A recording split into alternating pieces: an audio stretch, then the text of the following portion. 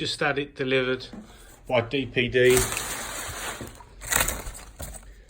This box, your main one there, looks okay, a little bit squashed at the top, but no major damage. This one, it's come out on the side and obviously took a hefty clump on the shaft.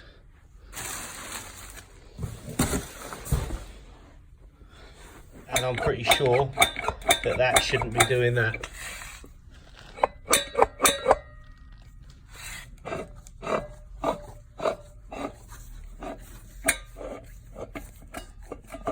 And it's locking up. That's knackered.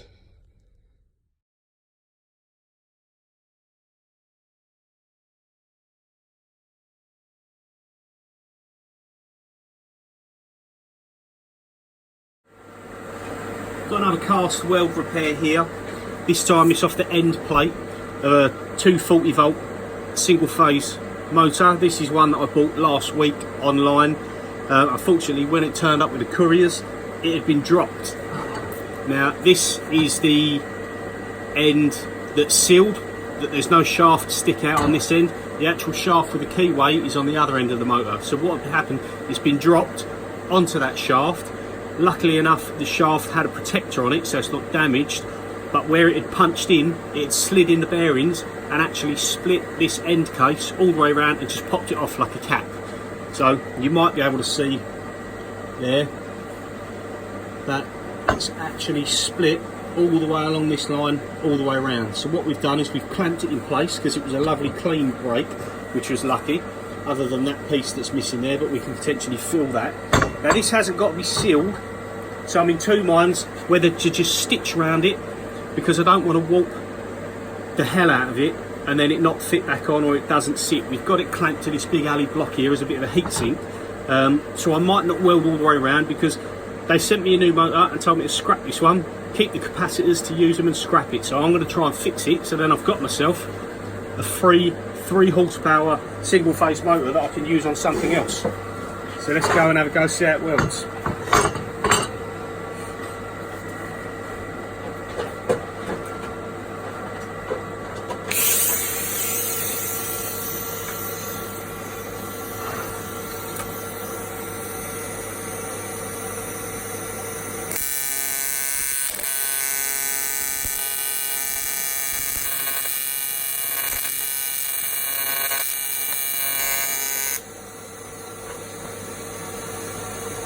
The answer is not very nice. Look at all that spit back in there.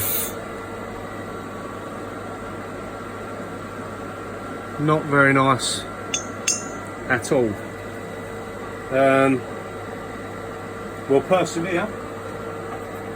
We'll change. I'm going to drop the frequency down here to 100 hertz. And then I'm also going to change the balance on this machine to 35.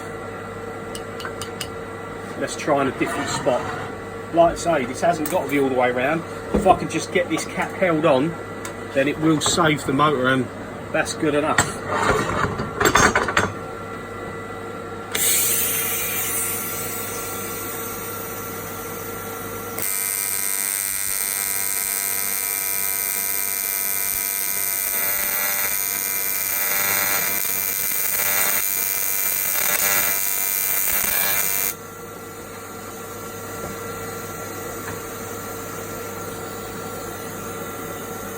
That's pretty terrible, to be fair.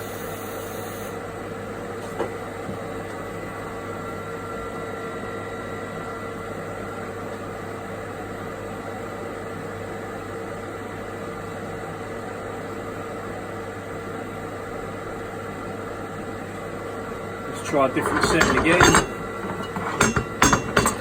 It's going to be trial and error to see if we can get this sort of welding.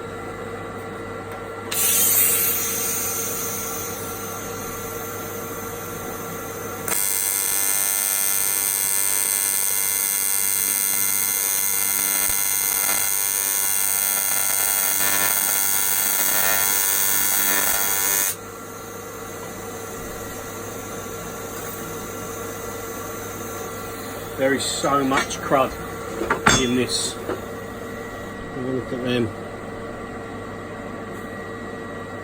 It's just drawing it out. To be fair, it was powder coated as well, so I've cleaned it out and brushed it as best I can, but it's obviously still got traces of the coating and everything else in there. So let's see if we can get it any better. I've changed to that lens because the other Pyrex one, I don't want to get it spitting all over in it and ruin it because they're quite expensive. So we go back to a normal lens.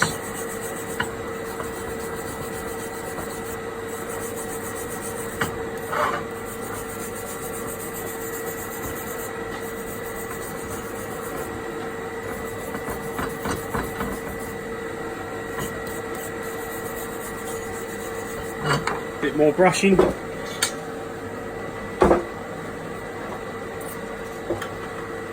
let's go again.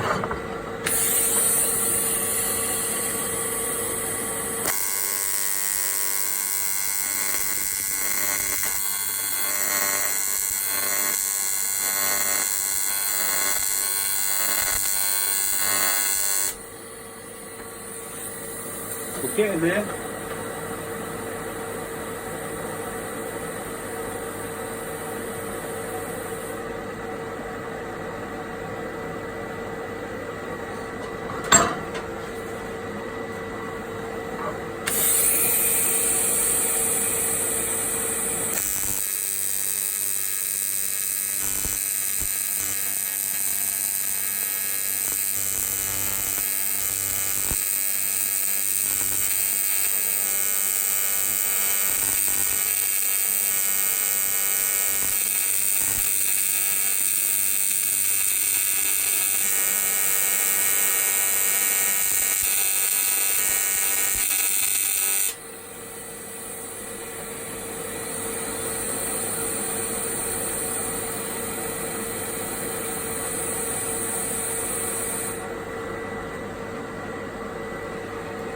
Pretty porous on some of this, but I think it's going to hold it.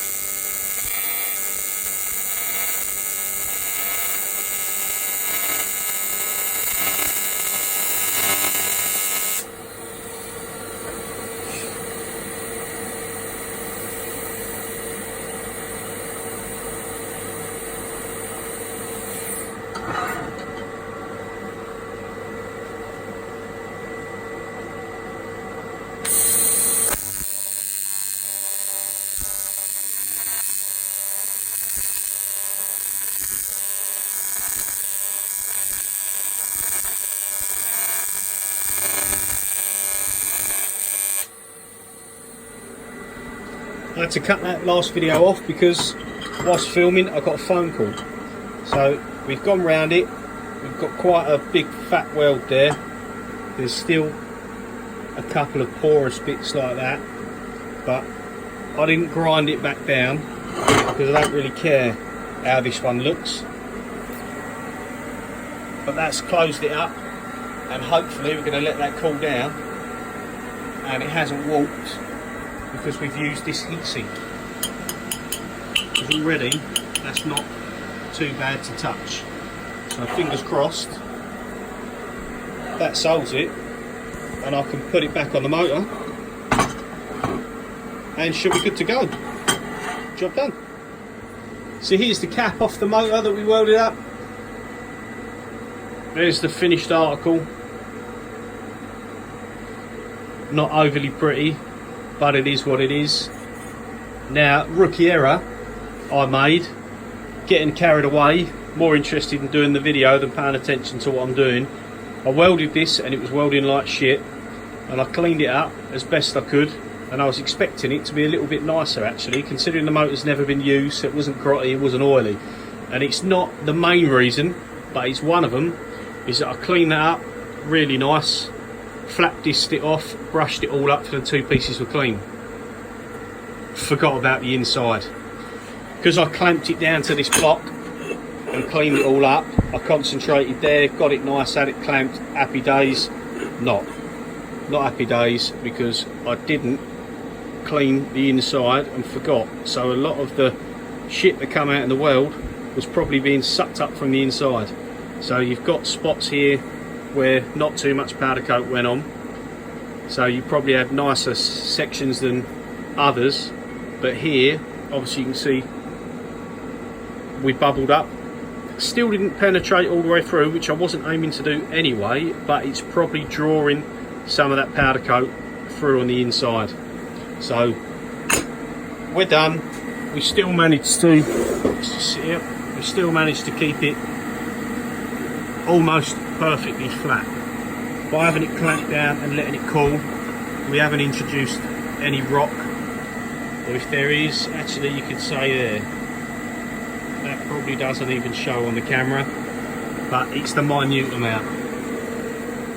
There's the inside where the bearing sits. This shouldn't have changed. I was half tempted to chuck this up in the lathe and turn this off, but there's no point. For what it is, there's no point. And I've not long cleaned the lathe, so I don't really want to make it messy again. So we'll leave that. So there we go. There's that. I'm going to get that back on the motor, and we'll run it up and test it. And I'll do you a little video of it back together and add it to the end of this one. Cheers for watching. So here's the motor that this plate come off of, that we've repaired. It's an inertia switch in there, or centrifugal switch shall I say. So that's got to be screwed back on. But on that machine cast in there, let me just try and hold this with my elbow, that pushes up a lovely fit. So clamping it to that block while we welded all the way around kept that nice and intact. So fingers crossed, with the shaft back in and the bearings all put back together, that should work nice. Here's the replacement down there that they sent without any damage. So we should end up with two decent 3 horsepower single phase motors. Happy days. I'll show you running in a sec. End case is back on, the plastic fan's back on with the circlip there, and the bearings back in, and it's running lovely and smooth. So there is hope for this motor yet. Looks like we're on to a winner. Let's keep going. This is the motor all back together, casing's on, spins nice and free, sounds good. You can't even see the welded part anymore because it's all tucked away in there, hence why it didn't really matter how it welded. We got start and run capacitors in here, wired back up as it was before. Ignore this wire, I just had a bit of 4-core laying around to test it. So this is single phase 240 volt, and this is a 3 horsepower motor. And because this is going on for a double spindle polisher and the other one's on a grinder, that we this one is for, yeah, this one was for the polisher, so this is why it's got the higher 2850 rpm motor. So let's turn it on. Just temporary wired straight off of a 16 amp plug, just to show you.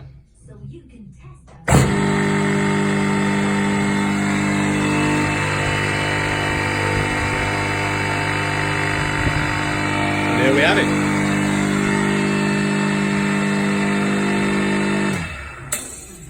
Bit noisy on the wooden bench. Let's just lift that off there. Put it down onto the floor.